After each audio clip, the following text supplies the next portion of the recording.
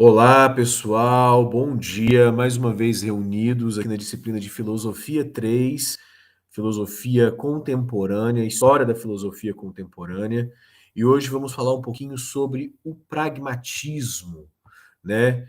E em dois grandes filósofos, né, com uma perspectiva um pouco diferente ou completamente diferente do que a gente tem visto até aqui, né? Uma perspectiva mais utilitarista, funcionalista, pragmática. A gente vai continuar nessa linha aí, pensando os norte-americanos, pensando os ingleses, pensando uma estrutura de pensamento diferente dos grandes sistemas alemães, dos existencialistas franceses, né?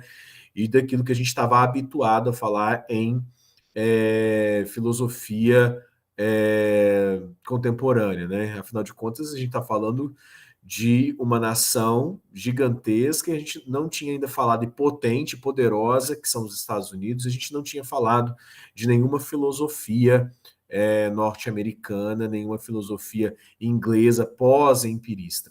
A gente sabe, né, que os norte-americanos, no caso os estadunidenses, foram cunhados ou forjados por um colonialismo britânico.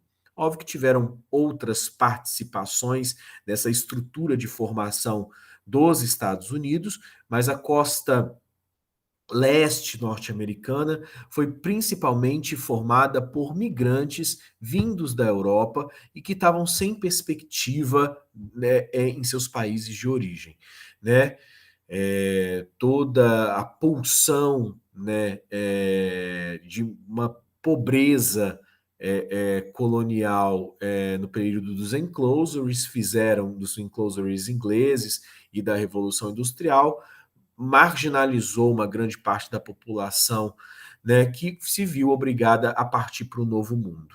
Um novo mundo, né, muito diferente das colônias de exploração, né? E aí, quando eu falo de colônias de exploração, obviamente eu não estou falando apenas das colônias, né, brasileiras, ou no caso portuguesas e espanholas, eu não estou falando apenas da América Latina como se fosse, né, um, um, um um prejuízo, digamos, imperialista que foi causado apenas pelo pulso português e espanhol, né? Tanto que as colônias do sul, do que hoje a gente chama Estados Unidos, também eram colônias de exploração e de exploração inglesa, né? Então, franceses, britânicos, holandeses, né, que eram nações também poderosas no período colonial, né, circunstanciaram ou produziram colônias de exploração. Né? Nós estamos falando ali de Flórida, por exemplo, né, que era extremamente,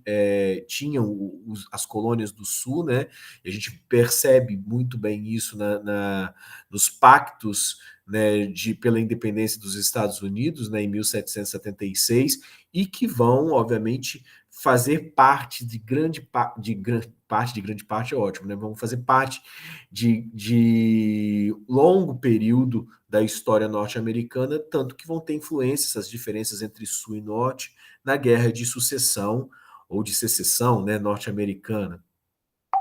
Não é para suceder ninguém, né? Mas justamente definindo a política norte-americana entre aquilo que eram, né, os sulistas, né, que eram escravistas, agrários, né, que eram advindos de uma lógica de produção colonial de exploradora, né, do chá, do algodão, do fumo e, obviamente, as diferenças, né, democráticas advindas dos estados do norte dos Estados Unidos. Mas, enfim, esse ideário britânico, esse ideário de uma filosofia que era, vamos lembrar,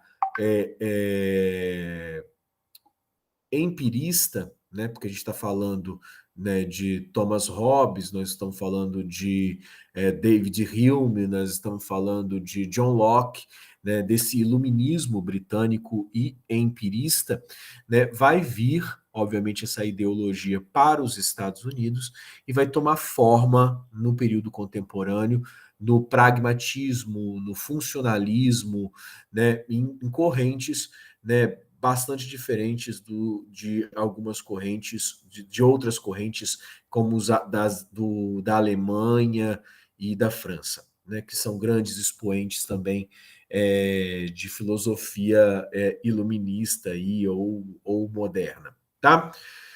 Então, no período contemporâneo, a gente começa então a falar de uma filosofia, né, pós-britânica ou de ascendência britânica, que nos Estados Unidos vai tomar feições com o pragmatismo de Peirce, né, e do empirismo radical de James. Né? Então, Peirce e James, pragmatismo lógico e empirismo radical. Aqui eu tenho o Charles Peirce, que é conhecido por suas obras de filosofia, também de filosofia da linguagem. Hoje nós não vamos falar sobre a semiótica ou a lógica em Peirce, né? Recordo aqui com muito carinho de um falecido professor meu, professor Renato, né, que foi meu professor de Lógica 1 na Universidade Federal de Juiz de Fora, né, e que veio a falecer e que era professor, foi meu professor de Peirce, foi o primeiro contato que eu tive com a estrutura da semiótica. E semiótica, a gente é a doutrina dos signos, é o entendimento, né, dos signos. E Renato Schaefer e eu ficávamos um tempo, né, Renato era ex-professor do ITA, né, na verdade, ele adivinha da formação da escola de aeronáutica e se tornou professor de lógica na Universidade Federal de Juiz de Fora. E a gente passava muito tempo discutindo sobre o rabo do gato, né? A gente escrevia gato, né? A escrita gato no quadro, e o O puxava o O com um rabinho, né? Que era o rabo do gato, que é mais ou menos um pouco do que a teoria computacional utilizou para montar as janelas, né, do Windows, né, os ícones, os signos, né, que são, na verdade, representações lógicas. Né? Quando a gente fala, por exemplo, de uma palavra, a palavra ela carrega a ideia semiótica da coisa, né? Então a gente, Peirce se debruça um pouco sobre isso, sobre as construções lógicas da filosofia da linguagem, mas não é esse aqui o assunto da nossa aula. Afinal de contas, nós queremos entender o que é o pragmatismo lógico de Charles Peirce, tá? O pragmatismo é a forma que o empirismo tradicional, o empirismo britânico, assumiu nos Estados Unidos. E enquanto o empirismo tradicional, vamos lembrar, né, empirismo é empírico, é com as mãos, é acreditar na experiência, né? Então, toma e se desenvolve nos Estados Unidos de uma outra forma. Enquanto o empirismo tradicional viu na experiência a progressiva acumulação e sistematização dos dados sensíveis e das observações passadas ou presentes, no pragmatismo, a experiência é aberta para o futuro, é uma previsão, é uma projeção, é uma regra de ação. Então, aquilo que era uma filosofia da ciência, era uma epistemologia, se torna, né, de certa forma, né, uma visão de mundo, uma postura de compreender o mundo, uma ética e, portanto, também uma epistemologia que volta a compreender o mundo que nós estamos. Professor, não entendi nada que você está falando. Explica melhor isso. Vamos lá. Lembra que, nesse período dos iluministas, a guerra ali que se estabelecia entre racionalistas e empiristas, era que os racionalistas acreditavam em ideias inatas, ou seja, ideias que nasciam conosco, ideias que estavam ali na nossa mente e que eram ideias lógicas que permitiam com que a gente acessasse a verdade. Mas os racionalistas diziam que nós não podíamos acreditar nos órgãos dos sentidos. Ou seja, que visão, paladar, tato, audição produziam meras informações, mas que a verdade apenas poderia ser sistematizada, né, por intermédio da mente. Então, era uma filosofia lógica, uma filosofia que passava pela mente do sujeito e não nas experiências.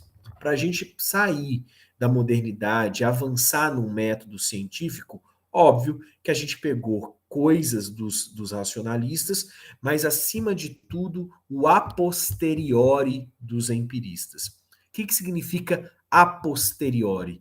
De que o conhecimento seria produzido pelas experiências dos órgãos dos sentidos. Essas experiências definem o método científico.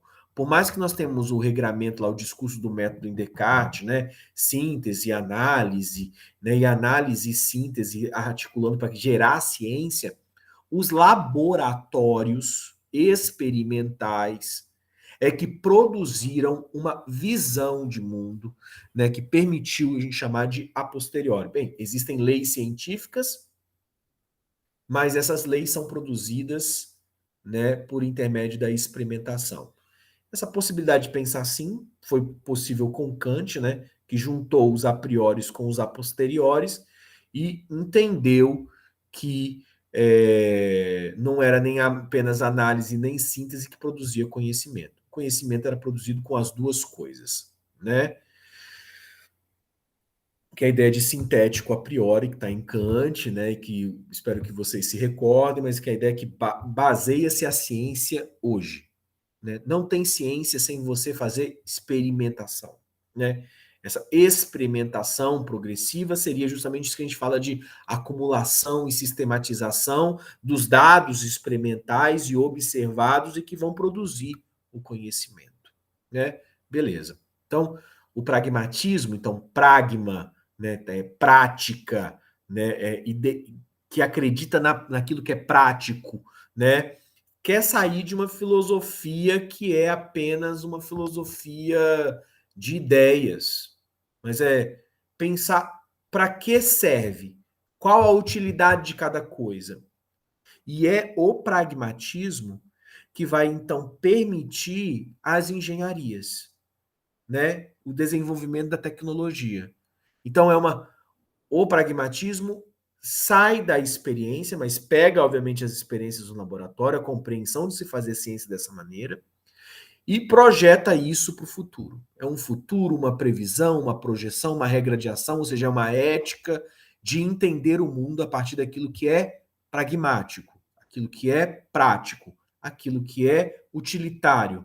Né? A gente vê, inclusive na próxima aula nossa, o que vai ser o utilitarismo também nos Estados Unidos. Mas é justamente essa ideia de que as coisas precisam ter prática, tá? E esse pragmatismo lógico de Peirce acaba compreendendo esse mundo que está se descobrindo, esse mundo de avanços tecnológicos, esse mundo da técnica, esse mundo da tecnologia, né? Esse mundo de fazer coisas úteis, né?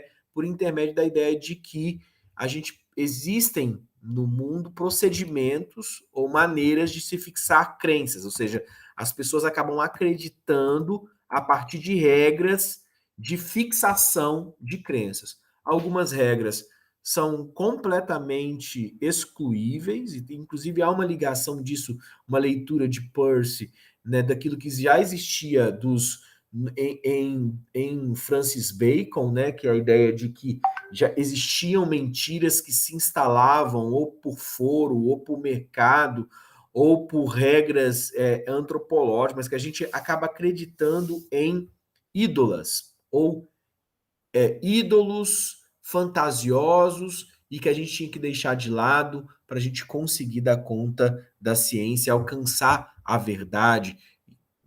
Essa verdade tinha que ser útil, essa verdade tinha que ser prática, essa verdade deveria funcionar e servir para alguma coisa nesse mundo. Mas aí ele começa, então, a criticar a maneira como as crenças são fixadas. E, obviamente, se você passar rapidamente aqui o olho, né, nos procedimentos para se fixar as crenças, você já vai perceber que ele quer chegar que o grande método, o melhor método é o método científico. Mas vamos lá. Peirce foi estudioso de lógica e semiologia, né? Ou seja, filosofia da linguagem, estudo dos signos, sofisticado. E ele dizia: todo pensamento é um signo e participa essencialmente da natureza da linguagem. gente não vai se centrar nessas ideias, né? Porque não é o caso hoje, senão a gente entraria em semiótica. Não é possível pensar sem signos. Ou seja, sem signos, gente, é sem ideias, né, conceituais que vão se tornar como objetos que vão se somar numa determinada conta.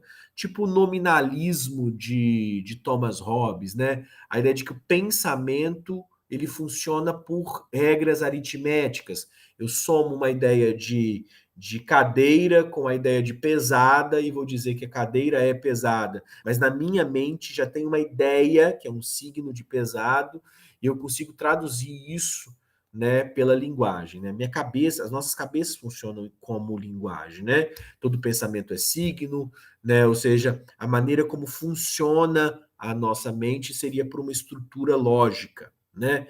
Tudo que foge da lógica, a gente não consegue pensar da melhor maneira. Então ele afirma que o conhecimento é pesquisa, e a pesquisa parte da dúvida, algo até cartesiano, né?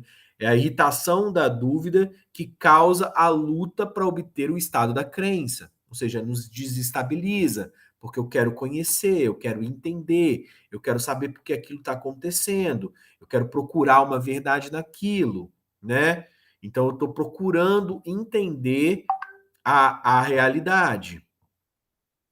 E aí, né, por essa pesquisa, por essa busca de responder a busca de responder a essas dúvidas, eu acabo me fixando a uma determinada crença.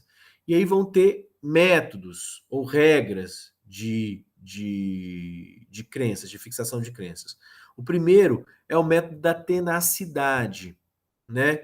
Que é uma coisa que é repetida, repetida, repetida com determinada força, e por conta daquela força eu acabo me afeiçoando àquela regra. Ela é muito próxima da regra da autoridade, que é quem procura impor suas próprias ideias com a ignorância e o terror. É a ideia de que uma crença é baseada numa força, tá? Numa autoridade. Ah, por que isso é verdade? Ah, porque fulano disse. E quem é fulano? A autoridade. Ah, por que isso é verdade? Ah, porque está escrito. Mas está escrito aonde? Neste livro, que é sagrado. E aí, porque está escrito neste livro que é sagrado, é verdade? É a força, né? É a tenacidade juntando com a autoridade. Então, toda vez que uma crença é determinada por uma força, eu tenho a tenacidade. Se essa força vem, né, de um conjunto de ideias que, inclusive, aterroriza, ou que amedronta, que coloca em xeque, que coloca assim, ó, se você não acreditar nisso, você vai para o inferno, se você não acreditar nisso, né, você vai estar errado, a gente tem, então, um método da autoridade. Por que que isso é assim? Ah, porque o presidente disse, ou porque o ministro disse, ou porque o secretário disse, ou porque a televisão disse, tá? Outro método, então a gente sabe que isso aí seriam métodos de fixação de crenças que vão ser para o Peirce, pelo menos e para os pragmáticos, né, frágeis, né? Outro método é o método a priori, que é um método de diversas metafísicas, né? E que não difere de modo essencial do método da autoridade, né? Por que isso é verdade? Porque sempre foi assim. O a priori é o sempre foi assim.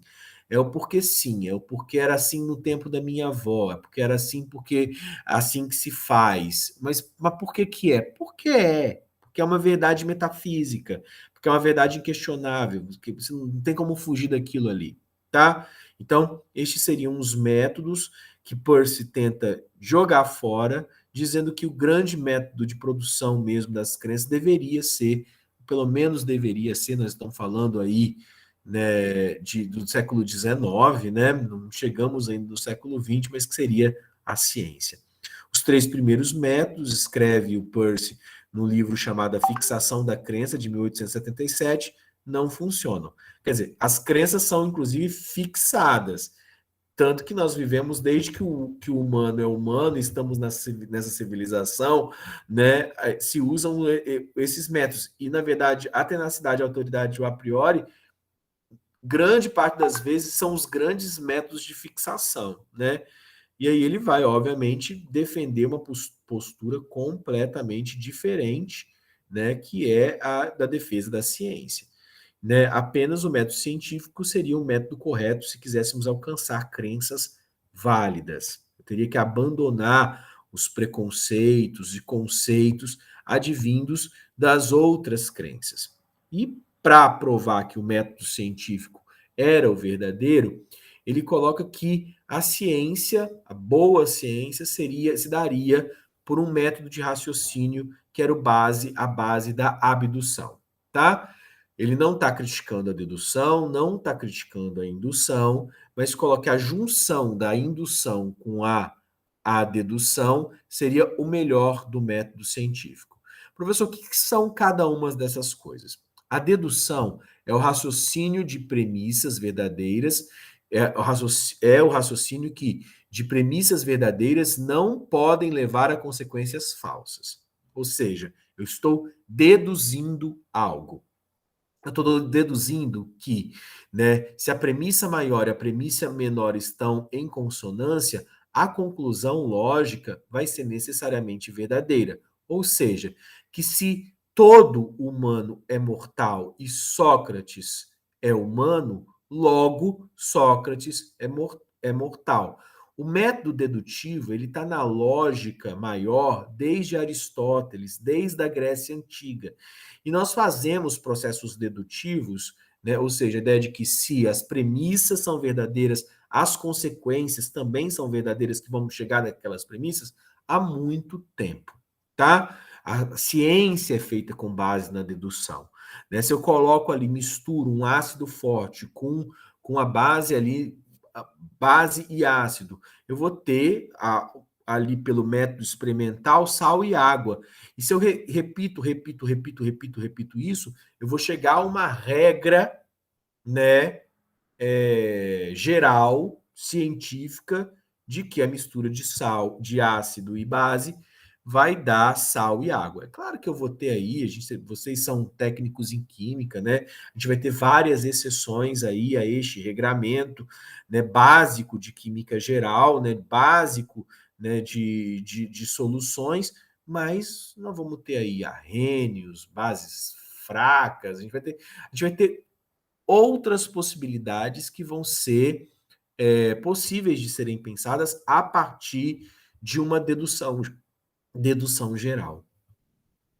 Outra metodologia, né, de se fazer, de se pensar, né, é o método indutivo, que é o raciocínio que, sobre a base de certos membros de uma classe com certas propriedades, conclui que todos os membros daquela classe terão as mesmas propriedades, né?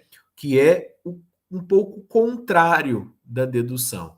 Se de um lado eu saio das premissas e vou para uma conclusão, eu posso também ter uma lei geral e acreditar que a partir dessa lei geral eu possa induzir, né, que aquelas leis menores fazem parte de uma lei geral. Os grandes sistemas filosóficos geralmente são indutivos e tentam criar leis máximas que vão estar aportadas ideias menores a partir desse sistema de leitura, tá? O que faz Peirce? Junta, né, dedução e indução. Para ele, o raciocínio científico é aquele que nos diz que, para encontrar a solução de um fato surpreendente, devemos inventar uma hipótese da qual deduzir as consequências, que devem ser controladas empiricamente, isto é, indutivamente. Tá? Então, a ideia de que nós podemos deduzir a partir da indução. Ou seja, quando eu junto a parte experimental e da experimental, ou seja, daquilo que é controlado, daquilo que é experimental, eu vou e indutivamente deduzo leis gerais. Isso seria a abdução, e a abdução é a base da ciência que nós temos hoje. No laboratório, o que se faz mesmo não são apenas a indução laboratorial, né, experimental, mas eu deduzo leis gerais a partir daquilo que foi experimentado. Então, o pragmatismo lança, de certa forma, as bases daquilo que nós fazemos hoje cotidianamente dentro dos laboratórios, dentro da prática científica, dentro das engenharias, tá? E aí, disso, né, Peirce tira uma regra pragmática, né, que é para tornar claras as nossas ideias. Que regra pragmática é essa? Que é a ideia de que a gente vai usar aqui o vinho e o leão. Não nos é lícito, correto pensar que uma hipótese bem verificada seja segura para sempre. Depois disso aqui, a gente vai chegar na filosofia da ciência contemporânea, vai chegar em Popper, em Kuhn, em Lakatos, em Gaston Bachelard, né, que são filósofos ainda mais contemporâneos, filósofos da ciência, e que nós damos aula, por exemplo, eu dou aula disso, né, no mestrado e no doutorado, que é de filosofia da ciência contemporânea, tá? Esses Lakatos, Popper, Kuhn, Bachelard, vão beber dessa água do pragmatismo peirciano, que é a ideia de que não nos é lícito, não nos convém pensar que uma hipótese bem verificada seja segura para sempre. Ou seja, aquilo que se produziu como ciência hoje, amanhã ele pode ser refutado. A gente pode criar um novo paradigma disso. A gente pode criar uma nova ciência, uma nova perspectiva disso aí. Uma hipótese para a mente científica, sempre em prova, ou sempre ainda está para ser provada. Então, não há algo que seja tão consolidado que não possa ser alterado. A gente tem isso na física, né? A física newtoniana foi uma grande revolução da modernidade. E a gente viu que as leis newtonianas, elas não valem para tudo, né? Tanto que a física relativista, ela coloca em xeque a física newtoniana. E a própria física relativista, né, ela já começa a dar passos e mostras da falência de esquemas, né, científicos que foram criados pela própria física relativista, né? Então, o que significa isso? Que a ciência passa a ser considerada sempre tendo que se provar ou intransitória, porque sempre vai vir uma regra útil, né, pragmática, para manter essa ideia aí, ideia boa, que vai colocar em xeque ideias científicas antigas. Nossos conhecimentos, então, continuam desmentíveis. Ou seja, a gente pode desmentir o conhecimento. Falíveis, ou seja, que falham, né? E a gente vai aprimorando, vai cria novos modelos e vai avançando cientificamente. Eu tinha uma concepção, né, celular, e aí eu já vou para micro a análise daquilo que já é micro no celular e vou compreendendo a física das células, né? Vamos pensar hoje, né, na revolução, né, do ciclo, pensar o ciclo de Krebs, ou pensar a bomba de sódio e potássio. A gente está pensando aquilo que é mili no já micro, né? Que são os funcionamentos físico-químicos dentro da estrutura biológica microbiológica, né? Então, assim, não significa que nós chegamos a um modelo hoje, a gente vai começar a perceber, olha, a gente pode dizer isso de uma outra maneira melhor. Eu apliquei certa substância com uma miligramagem diferente e ela foi mais eficaz nesse tratamento. A gente está, então, sempre pensando a ciência como algo progressivo. Então, a ciência, ela é desmentível, ela é falível, ela pode produzir outras coisas, né? E se o método válido para fixar as crenças é o científico, a regra para estabelecer o significado dos conceitos, ou seja, para tornar claras nossas ideias, é a regra pragmática. Um conceito se reduz a seus efeitos experimentais concebíveis. E é isso aqui que é bem diferente das outras filosofias, né? Que é uma filosofia que é de fato prática, né? Olha, a gente está falando de efeitos experimentais concebíveis. Então, se algo vai produzir efeitos experimentais melhores, eu consigo rapidamente abandonar aquilo que era a heurística anterior, o tratamento anterior, a concepção anterior, aquilo que era verdade antes, e vou aprimorando essa verdade. Então, não se trata da ciência que vai encontrar a verdade.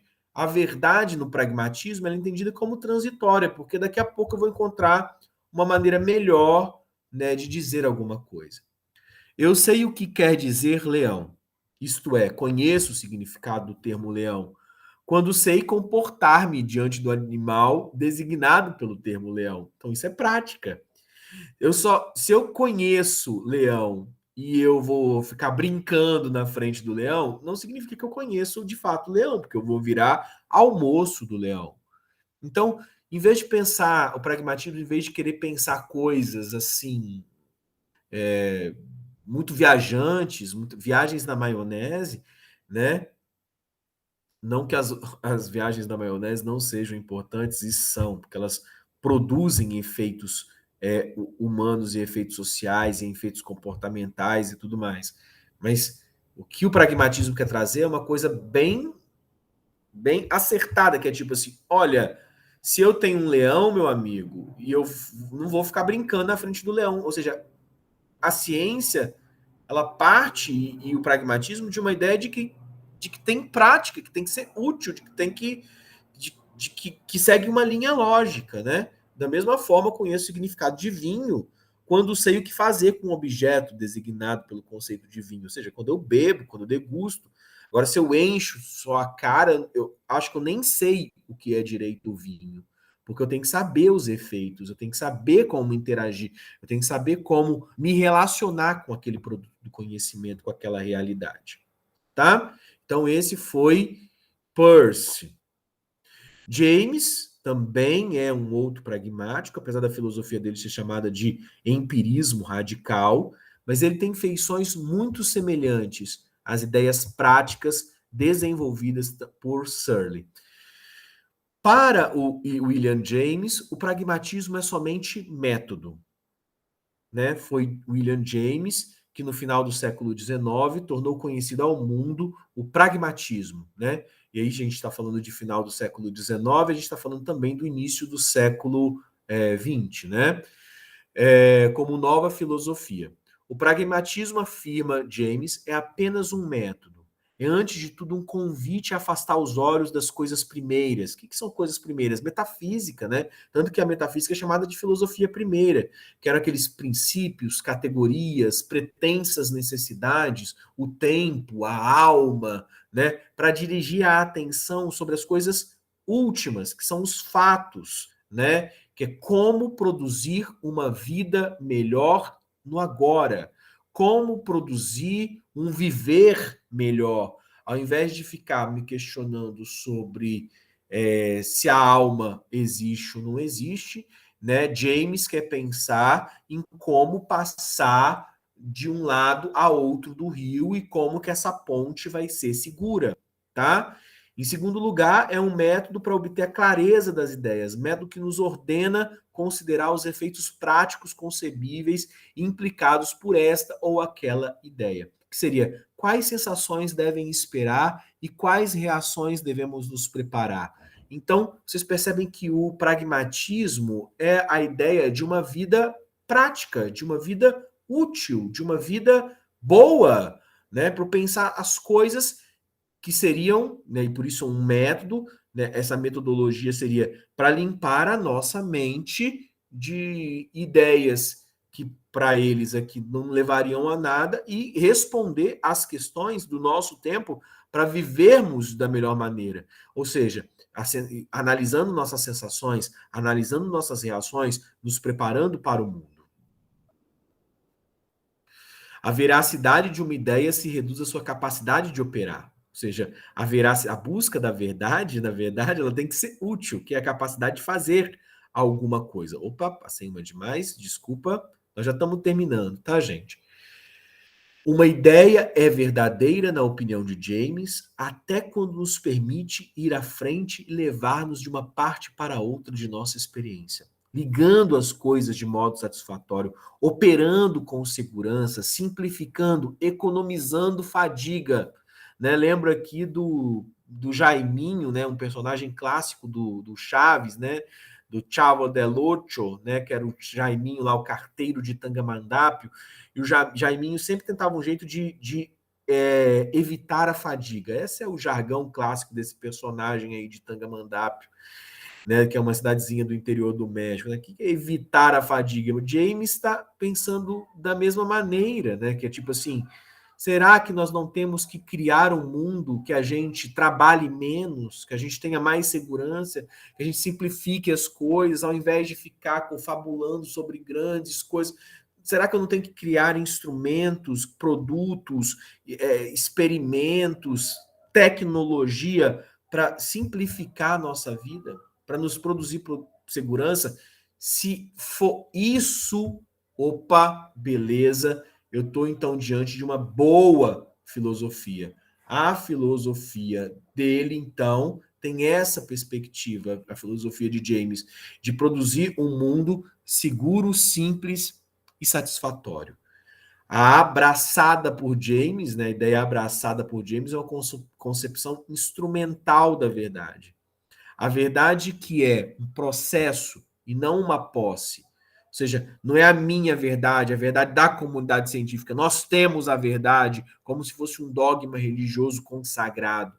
Mas é um processo porque ela permite operar. Ela identifica-se como sua capacidade de operar. Operar o quê? Fazer coisa.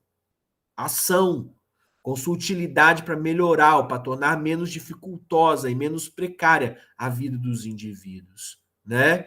Então, para James, uma panela de pressão que vai ter um circuito físico ali, né, que considera que dentro da panela aquele fenômeno do calor, né, e da pressão sobre o alimento vai fazer com que aquela carne se torne cozida num menor espaço de tempo, isso é mais útil do que ficar pensando, né, se nós estamos vendo todos a mesma coisa ao olhar para o mundo, né? Ou se nós possuímos uma alma e se essa alma é eterna. James está preocupado no tostar do pão, na segurança da ponte, na melhoria do método de comunicação, né? Isso é um empirismo radical ou pragmatismo. Tanto que James cria também uma psicologia, né, e entende a mente como um processo de adaptação. Os princípios da psicologia para James, né, é contrário à velha psicologia racional, para a qual a alma era uma substância separada do corpo e autossuficiente, aquela psique que nós já trazemos essa ideia desde Platão, né, de uma alma separada do corpo, do fantasma da máquina em Descartes, né, ele não acreditava nisso. Ele critica o associacionismo e sua pretensão de reduzir a vida psíquica à combinação de sensações elementares, como se a vida fosse produzida e as emoções apenas pela junção das sensações. É contrário aos materialistas que creem poder identificar os fenômenos psíquicos com movimentos da matéria cerebral, ou seja, ele vai contra também os psicólogos neurológicos, né, ou de fato cientistas do cérebro, funcionalistas do cérebro. Mas, tipo, se ele é contra essa galera toda, quando fala isso, gente, materialistas, associacionistas, basicamente toda a psicologia que existia antes dele, tá? Né? Uma psicologia racional, tá? Ele vai produzir uma psicologia estritamente norte-americana e que vai influenciar muito os movimentos psicológicos posteriores. Mas para James, o que seria então? Se ele é contra tudo que tinha, o que ele acreditava? Ele acreditava que a mente é um instrumento dinâmico e funcional para adaptação ao ambiente. Ou seja, nós somos animais e, como animais, nos adaptamos ao meio. E estamos sempre procurando uma mediação, a possibilidade para nos adaptarmos, tá? Isso vai ser repetido, inclusive, nos cognitivistas, tá? Uma ideia de que nós pode estudar psicologia humana por intermédio da análise do comportamento, tá? É uma concepção que leva a falar não só da percepção e das atividades intelectivas, mas também dos fenômenos como hipnotismo e subconsciente. Por isso que James não vai ser considerado um behaviorista, né? Porque ele ainda está ligado a uma prática psicológica do hipnotismo e do subconsciente, ou ainda dos condicionamentos sociais. Mas a ideia é que pensando a mente sempre no seu processo adaptativo. A questão moral Então aparece uma questão moral em James, já estamos já no penúltimo slide, tá, gente? Como hierarquizar e escolher ideias contrastantes. Como fazer isso, né? Que seria a ética em James. Opa. Que é daí, né, dessa adaptação da ideia de que o homem, de uma antropologia, de uma psicologia, de que o homem está em adaptação, nós teríamos um problema ético, que é o bem e o mal para James não são fatos. Não nos dizem como essas coisas, mas como estas deveriam estar. Não como elas são ou estão, mas como deveriam ser. Os problemas éticos implicam escolhas por parte dos humanos. Porque se eu estou em processo adaptativo, eu estou tendo que escolher coisas. E segundo James, essas coisas deveriam ser preferidas, ou preferidos mesmo, preferidos os ideais que comportem ser realizados, né? Ou seja, aqueles que são práticos e que vão promover a destruição do menor número de outros ideais e, ao mesmo tempo, vão favorecer o universo mais rico de possibilidades. Tem uns errinhos aqui, né, na digitação, mas vamos lá.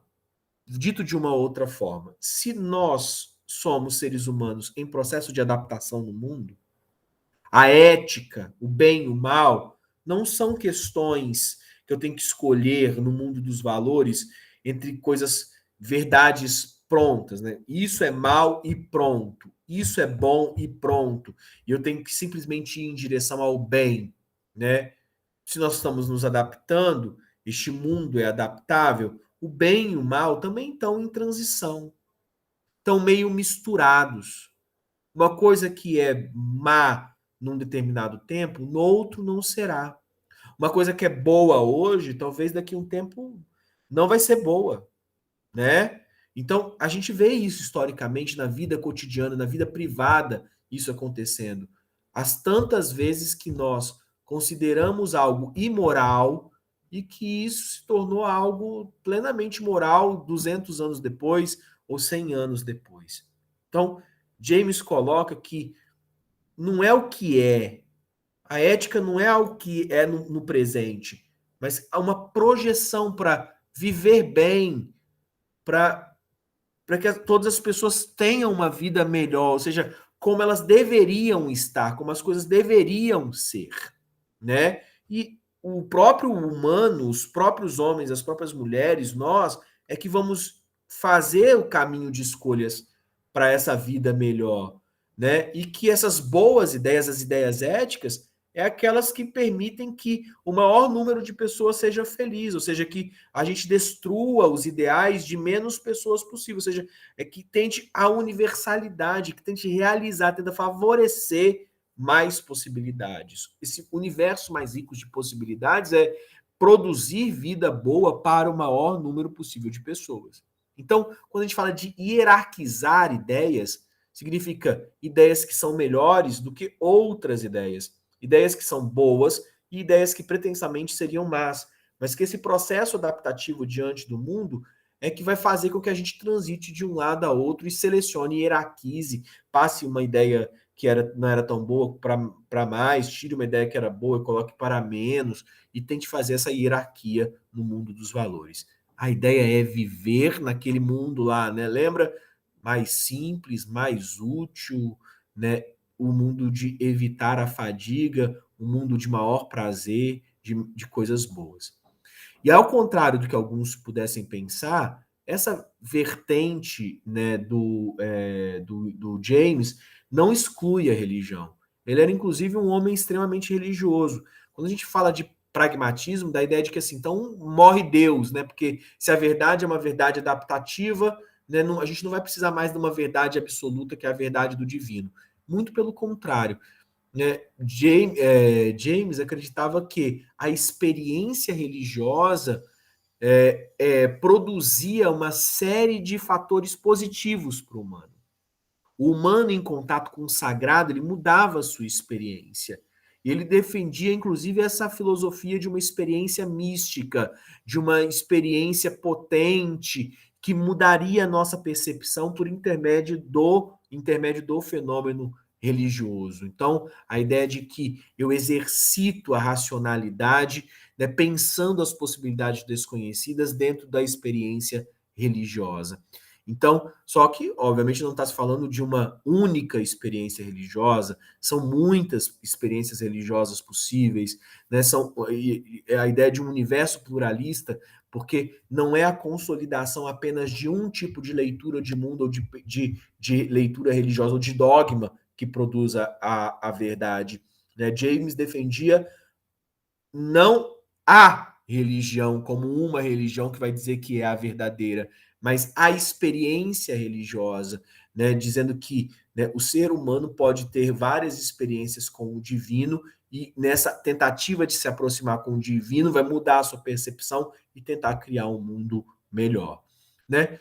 Eu coloco aqui que é diversamente dos positivistas, né? Porque os positivistas acreditavam que o menor, a religião era um tipo de pensamento, se lembrarem de Comte, né? Era um pensamento atrasado, né? Que eu tinha que ir para o pensamento científico, eu tinha que abandonar o pensamento religioso. Aqui não tem essa diferença. Né? James, né, como Percy e como John Dewey vão apontar para um florescimento da ciência, para a necessidade do pensamento científico, vão ser defensores do pensamento científico. Agora, não é porque eu entendo que o mundo vai ser produzido pelo pensamento científico que eu não possa construir valores místicos através da experiência religiosa que vai mudar minha percepção e fazer com que eu construa um mundo melhor, né? Então, é essa a experiência dos pragmatistas, né? Próxima aula nossa, nós vamos estudar John Dewey, que é uma consequência direta do pragmatismo norte-americano. Dewey vai falar sobre o instrumentalismo, tá? E a gente então continua na próxima. Lembrando aqui para fins de registro, né? Hoje agora então coloco esta aula lá, vou abrir a quinta redação. Vocês vão ter uma semana para fazer essa redação. Passada essa uma semana, eu vou abrir novamente as redações para quem não postou alguma por algum motivo, né? Porque esqueceu, porque o gato comeu, porque o raio caiu, porque não sei o que, vão poder postar as atividades valendo um pouco menos pontos. E aí, quando nós retornarmos, né, pós esse período de recesso aí, né, se ainda algum de vocês não conseguir ainda a nota, né, a gente vai e faz um processo de recuperação do primeiro semestre, tá? Driele pergunta, a próxima vai ser gravada? Sim, Driele, né? Esse instrumentalismo de Dewey, eu vou colocar lá, né? Vocês vão estar lá no AVA, né? Tem os buraquinhos ainda. Eu não estou seguindo tão na ordem, né? Já fui lá partir para a última, né? Essas assíncronas eu vou tentando pegando das últimas, mas colocando aí até a gente fechar lá o caminho dos filósofos que a gente selecionou para estudar neste terceiro ano, tá? Acredito que a gente não vai conseguir vencer todas aquelas lições, aqueles tópicos que eu tinha colocado lá, mas boa parte deles nós vamos conseguir sim. Meus queridos, minhas queridas, fiquem bem, fiquem com Deus. Espero que vocês tenham um ótimo dia, uma excelente final aí de semana e a gente se vê na próxima aula. Tchau, tchau.